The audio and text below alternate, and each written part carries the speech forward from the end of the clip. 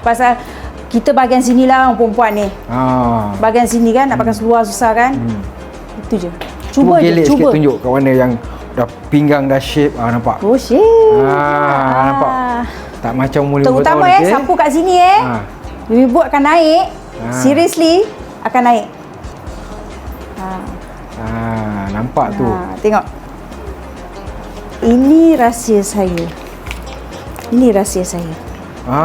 Cara guna dia tak susah. Paling senang. Sikit saja. Macam ni ya. Sapu je tempat yang kita nak. Sapu saja.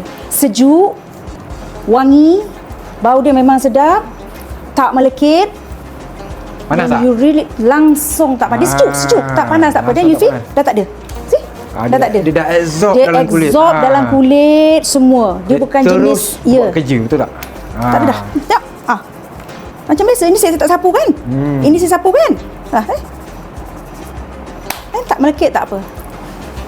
Tak ada pergi apa orang kata apa, pergi sira pergi swimming center untuk kurus ke. Don't waste your money. Saya dah waste banyak duit saya. You buat kat rumah je. Buat rumah je ni je. Kelas Mazera dengan Hidu je. Saya dah habis duit banyak betul. Tapi just ambil ni.